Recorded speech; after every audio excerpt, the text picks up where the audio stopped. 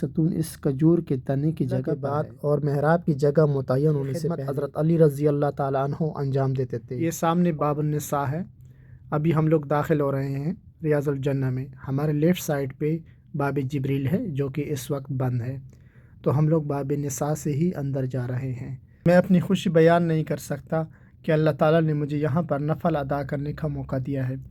ابھی میں آپ لوگوں کو یہاں کے 8 جو ستون ہے ان کے بارے میں نشاندہی کرتا ہوں اور ان کے نام کے ساتھ کہ یہ کس نام سے منسوب ہے تفصیلاً انشاءاللہ تعالیٰ۔ ابھی اپائنٹمنٹ چیک ہوگی جو ایپ کے تھرو۔ اگر آپ لوگوں کو اپائنٹمنٹ کا طریقہ جاننا ہے تو میں نے اس کے لیے ایک الگ سی ویڈیو بنائی ہے، آپ لوگ اس کی وزٹ کریں۔ ستون حنان۔ ستون حنان محراب نبی صلی اللہ علیہ وآلہ وسلم کے دائیں جانب واقع ہے۔ یہ ستون اس کھجور کے تنے کی جگہ پر ہے جس کے پاس آپ صلی اللہ علیہ وآلہ وسلم نماز ادا کیا کرتے تھے اور منبر بنائے جانے سے پہلے خطبے کے دوران اس کا سہارا لے کر ٹیک لگاتے تھے۔ برز جمعہ آپ صلی اللہ علیہ وآلہ وسلم منبر تیار ہو جانے کے بعد اس تنے سے آگے بڑھ کر منبر پر کھڑے ہونے لگے تو اس تنے نے چلانا شروع کر دیا، حتیٰ کہ وہ اتنا زور اور قطار سے رونے لگا کہ نبی کریم صلی اللہ علیہ وآلہ وسلم منبر سے اترے اور اس پر دست شفقت پھرا اور وہ پرسکون ہو گیا۔ ہر مسلمان کی خواہش رہتی ہے کہ وہ مسجد نبوی کی زیارت کریں، اس کے بعد اس کی دلی خواہش رہتی ہے کہ وہ جنت کا ٹکڑا جس نبی کریم صلی اللہ علیہ وسلم نے فرمایا تھا اور ریاض الجنہ میں وہاں نفل ادا کریں۔ ستون عائشہ۔ تحویل قبلہ کے بعد اور محراب کی جگہ متعین ہونے سے پہلے تقریباً 2 ہفتے تک نبی اکرم صلی اللہ علیہ وآلہ وسلم اسی جگہ امامت سیدہ عائشہ رضی اللہ تعالیٰ عنہا نے ایک مرتبہ نبی کریم صلی اللہ علیہ وآلہ وسلم کا ارشاد بیان فرمایا کہ مسجد نبوی میں ایک بابرکت جگہ ہے، اگر مسلمانوں کو وہاں نماز پڑھنے کی فضیلت کا علم ہو جائے تو آپس میں قرآن اندازی کریں گے۔ حضرت عائشہ رضی اللہ تعالیٰ عنہا نے اپنے بانجے حضرت عبداللہ بن زبیر رضی اللہ کو اس جگہ کی نشاندہی فرمائی تھی، اسی وجہ سے اس کو ستون عائشہ کہتے ہیں۔ ایک روایت کے مطابق دعا کی قبولیت کے لیے یہ جگہ خاص اہمیت رکھتی ہے۔ حضرت زین بن اسلم رضی اللہ تعالیٰ عنہ کہتے ہیں کہ میں نے اس جگہ حضور اکرم صلی اللہ علیہ وآلہ وسلم، حضرت ابوبکر صدیق رضی اللہ تعالیٰ عنہ اور حضرت عمر رضی اللہ تعالیٰ عنہ کو سجدہ کرتے دیکھا۔ ستون توبہ یا ستون ابی لباب رضی اللہ تعالیٰ عنہ۔ جب نبی کریم صلی اللہ علیہ وآلہ وسلم نے یہودیوں کے قبیلے بنی قریظہ کا ان کی غداری کی وجہ سے محاصرہ کیا تو یہودیوں کی خواہش پر حضرت ابی لبابہ رضی اللہ تعالیٰ عنہ کو ان کے ساتھ بات چیت کے لیے بھیجا گیا۔ انہوں نے پوچھا، ابی لباب رضی اللہ تعالیٰ عنہ تمہارا کیا خیال ہے، ہم محمد صلی اللہ علیہ وآلہ وسلم کا فیصلہ تسلیم کر لیں؟ ابی لبابہ رضی اللہ نے فرمایا کہ قبول کر لو، اور ساتھ ہی گلے پر انگلی رکھ کر اشارہ کیا، نہیں تو ذبح کیے جاؤ گے۔ یہ کہتی ہوئی ابی لبابہ رضی اللہ تعالیٰ عنہ کو احساس ہوا کہ باخدا اس راز کو فاش کر کے میں تو اللہ اور اس کے رسول کے سامنے خیانت کا مرتکب ہو گیا ہوں۔ یہ سوچ کر خدمت اقدس رضی اللہ تعالیٰ عنہ میں حاضر ہونے کے بجائے ندامت اور پشیمانی میں مغلوب ہو کر اپنے آپ کو مسجد نبی کے ایک ستون کے ساتھ ایک وزنی زنجیر کے ساتھ باندھ دیا اور قسم کھائی کہ جب تک میری توبہ قبول نہیں ہوگی میں نہ کھاؤں گا اور نہ ہی کچھ پیوں گا اور یہی بندہ رہوں گا۔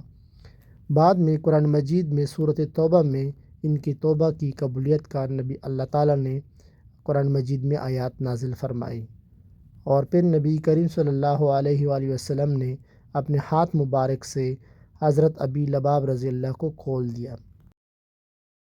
ستون سریر۔ سریر کا مطلب ہوتا ہے چارپائی۔ یہ ستون حجرہ مطہرہ کی دیوار کے ساتھ ملا ہوا ہے اور ستون ابی لباب کے متصل مشرق کی جانب ہے۔ حضرت عبداللہ بن عمر رضی اللہ تعالیٰ عنہ فرماتے ہیں کہ اسی جگہ حضرت محمد صلی اللہ علیہ وآلہ وسلم اعتکاف فرماتے تھے اور رات کو آپ صلی اللہ علیہ وآلہ وسلم کے لیے اسی جگہ چارپائی یا بستر بچھا دیا جاتا تھا۔ امام مالک رضی اللہ اس جگہ کی عظمت کی وجہ سے اسی جگہ اعتکاف فرماتے تھے، کیونکہ اس جگہ نبی کریم صلی اللہ علیہ وآلہ وسلم اور پھر حضرت عمر فاروق رضی اللہ تعالیٰ عنہ بھی اعتکاف فرمایا کرتے تھے۔ ستون حرس: جب نبی کریم صلی اللہ علیہ وآلہ وسلم گھر کے اندر تشریف لے جاتے تو صحابہ کرام میں سے کوئی شخص پہرا پاسبانی کے غرض سے اسی جگہ آ بیٹھتا۔ عموماً یہ خدمت حضرت علی رضی اللہ تعالیٰ عنہ انجام دیتے تھے اور اکثر اوقات نوافل بھی اسی جگہ پڑھتے تھے۔ حضرت ابو سعد خدری رضی اللہ کا بیان ہے کہ آپ صلی اللہ علیہ وسلم کے چچا حضرت عباس رضی اللہ بھی حفاظت کرنے والوں میں شامل تھے۔ حضرت عائشہ رضی اللہ تعالیٰ فرماتی ہے کہ ستون حرس کے ساتھ آپ صلی اللہ علیہ وآلہ وسلم کے لیے پہرا دیا جاتا تھا۔ پھر یہ آیات نازل ہوئی، ترجمہ جس کا ہے، اور اللہ لوگوں سے تیری حفاظت خود کرے گا۔ تو نبی کریم صلی اللہ علیہ وآلہ وسلم نے فرمایا کہ لوگوں چلے جاؤ اور اللہ تعالیٰ نے میری حفاظت کی ذمہ داری اٹھا لی۔ ستون وفود: یہ ستون بھی حجرے کے ساتھ ملا ہوا ہے۔ یہاں پر جب باہر سے لوگ آتے تھے نبی کریم صلی اللہ علیہ وسلم سے ملنے تو یہاں پر اکثر ملتے تھے، یہاں پر ان سے ملاقات کرتے تھے اور یہاں پر نبی کریم صلی اللہ علیہ وآلہ وسلم ان کو اسلام اور دین کی ترغیب دیتے تھے۔ جیسے ہی آپ باب جبریل سے اندر داخل ہو جائیں گے تو آپ کے بائیں جانب پر یہ ستون واقع ہے۔ ابھی فی الحال بند کیا گیا ہے حکومت وقت نے، لیکن یہاں پر نبی کریم صلی اللہ علیہ وآلہ وسلم خلوت کے ٹائم میں نماز تہجد ادا کرتے تھے۔ جب صحابہ کرام نے دیکھا تو اس کے بعد صحابہ کرام جوک در جوک نماز تہجد میں آنے لگے، تو نبی کریم صلی اللہ علیہ وآلہ وسلم نے حکم دیا کہ اپنے گھروں میں نماز تہجد ادا کیا کرو، کیونکہ مجھے ڈر لگتا ہے کہیں تم پر نماز تہجد فرض نہ ہو جائے۔ ستون جبریل: ستون جبریل کو آج کل دیکھنا ناممکن رہا، کیونکہ یہ حجرے کے اندر واقع ہے اور وہاں پر کسی عام شخص کی رسائی ممکن نہیں ہے۔